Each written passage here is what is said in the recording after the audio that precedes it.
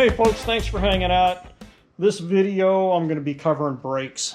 Everything to do with the brakes. Disc brake conversion in the front, new master cylinder, all new Neiko brake lines, how to flare the bubble flares that are required on the Volkswagen, new master cylinder, new brake cylinders in the rear, all new lines. So anything to do with the brakes, the shoes, the spring kit, everything is going to be replaced. And I'm also going to rebuild the back end of the axle hubs, new seals, and show you how to do that. So let's get to it. Next is the disc brake conversion.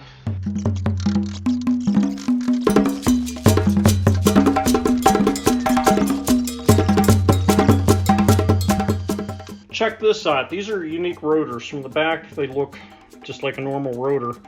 But since the Volkswagen has the 5-bolt pattern on 2.5 or 205 millimeter centers, it's like a double hat rotor. So you still have your 5-bolt pattern at 205 on the front, but then it steps down, and then you have your disc brake rotor. So whoever thought of this is pretty creative. And the Volkswagen thing has the 5-bolt pattern. All your old buses, Volkswagen buses too, with the extra weight. This is a great conversion. Check out my Super Beetle Tesla conversion video, and I have on there the disc brake conversion I did on it. But on a 74 Super Beetle, it's just the 4-bolt pattern, so it doesn't have to have that step in the rotor like this one does. The other thing is, when you get these, and I don't know why, but you have to install the races for the bearings. So here's the race right there. It's got to go into the rotor for the disc brake, and then your bearing is going to sit in there, and that's what makes that work. And then I'll pack the bearings with grease. But for the outer bearing and the inner bearing, I have to press in the races, which I'll do on my press here next.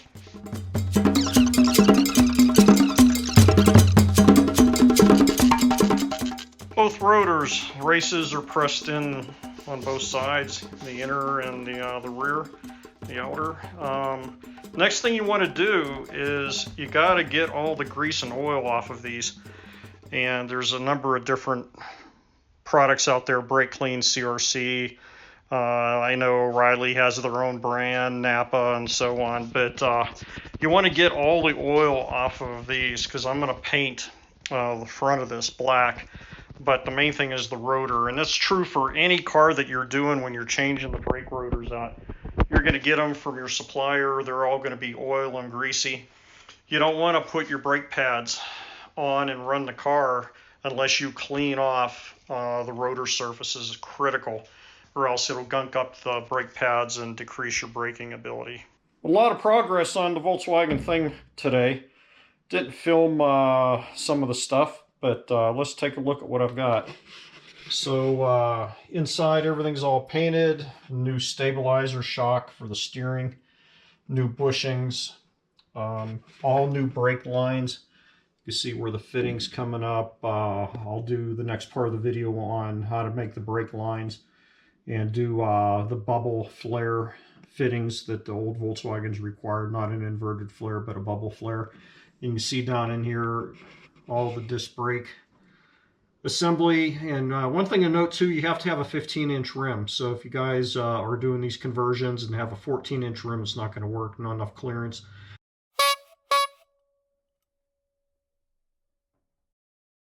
But just a beautiful job. I got these from jbugs.com, the conversion kit. So got the master cylinder mounted right here and ready to get new tubes to the master brake reservoir and run the tubes down. And I'm ready to tap this fitting over here with a brake line. I'll show you how to do those. Have new brake light switches also I picked up from my local painters grinding here in Denver, and got those connected back up again. And got the master cylinder mounted into the Napoleon housing.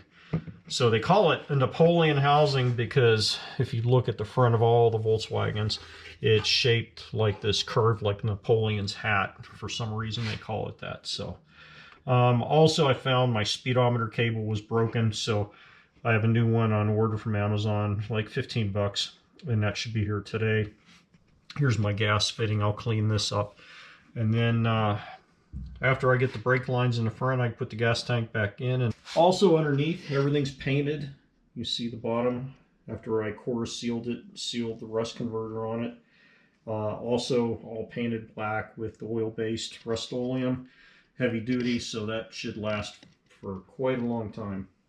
And another view of the front end here, all cleaned up and painted, and also a new gas shock from KYB mounted in the front. Got the stub axle out of the rear. This is from the driver's side, and typically once your seals leak, it starts shooting grease all over and gets it all gunked up. So what I do is take a screwdriver out and get the heavy stuff, and then use my wire brush. But I had a problem with the driver's side stub axle, too tight going into the bearings. Somebody had messed up the threads on the end, so you got to be real careful with these threads. They're real delicate on the castle nut. So my buddy at thingparts.com, I give them a shout out. Mike over there has helped me with the whole project, getting all the parts that were missing, like the engine cover and a bunch of other stuff, the air dams in the back. And he's a great source. So if you're rebuilding a Thing, that's all he does is Volkswagen Things 73 and 74.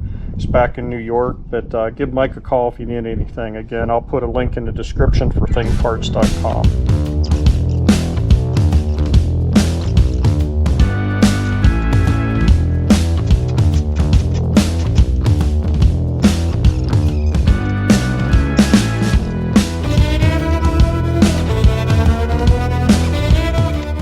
Back on, everything's ready to go, ready to put the brakes back in, the brake shoes and springs and the bars and all that.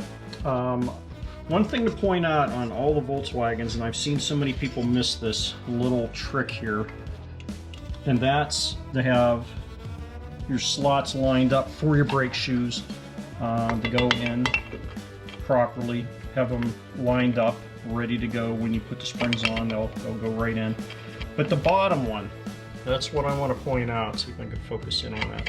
You see how the bottom of the shoe has a taper to it? This is like a 30-degree angle that's on there. And the adjuster here, first of all, you want to put anti-seize. I use the Permatex anti-seize. Put it on the inside of the threads of the adjuster, and then also the collar before you put the adjuster back in, and then have the spring little ratchet catch it. So, but if you look at the inside of this, you probably can't see this. Let me see if I can get a light on it better. But this is tapered right in here. So it's tapered down on an angle. So right now, this is in the correct position. It's in the incorrect position, I should say.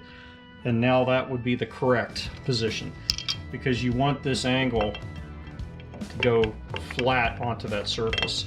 So this little slit is tapered, and I've seen so many Volkswagens in the past where I've taken them apart and they were in wrong and not seating properly, and you got a big gap up underneath here.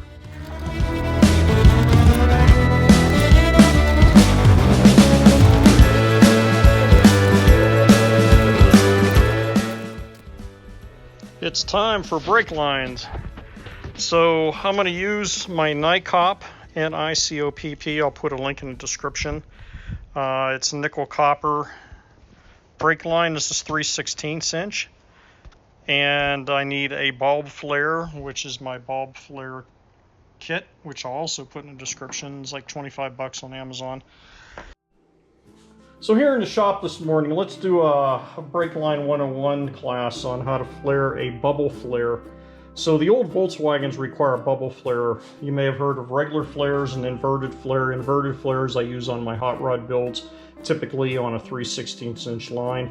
But the old Volkswagens require a bubble flare. It looks like a bubble on the end of the fitting.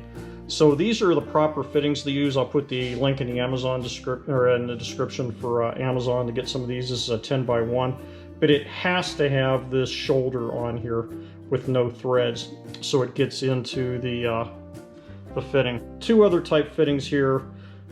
This is a US type fitting, which some people, and that's a regular inverted flare. And they also have 10x1 in this type of fitting. Do not buy this. Don't ask me how I know, but I screwed up a while back. And you can see the difference. Thread goes to the end.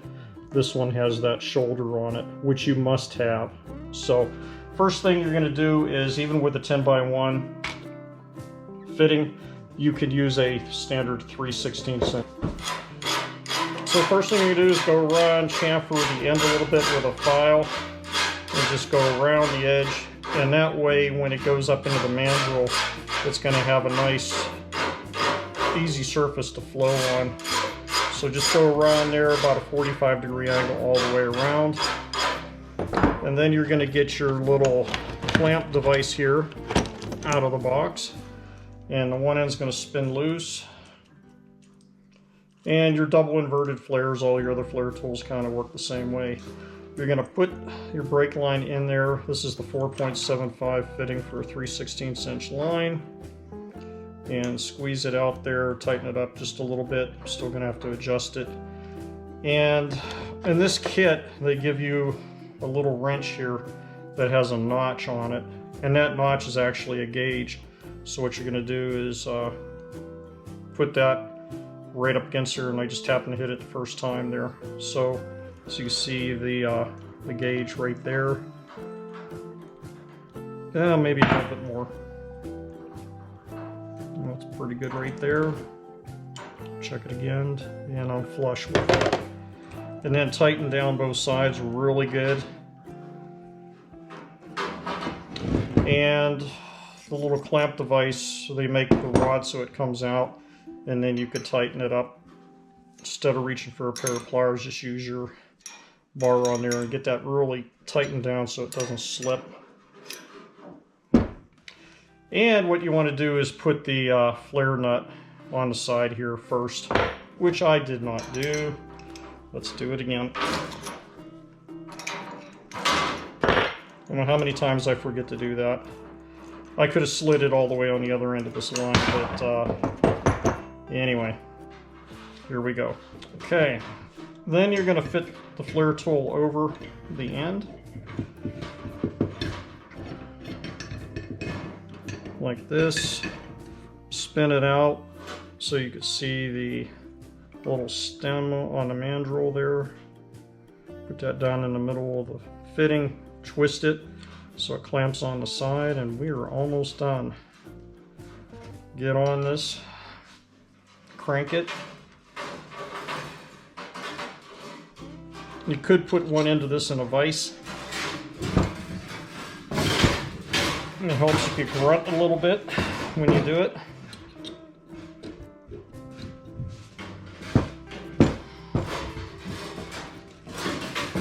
I'm making a bubble on the end of this. And just tighten it so you can't go any further.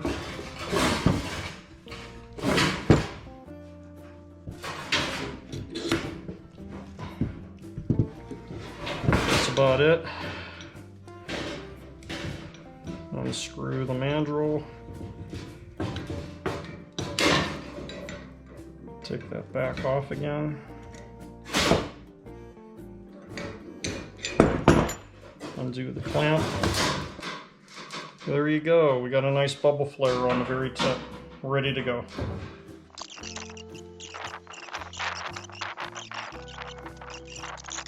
So brand new pedals. Again, you saw in my last video I couldn't rebuild them. They were too far gone, crusted up, and I definitely just scrapped them. So these are brand new pedals, ready to go. Brake is connected onto the brake connection rod. All new brakes, and you can see there's my Neiko nickel copper brake line. It goes all the way to the rear supply, rear brakes.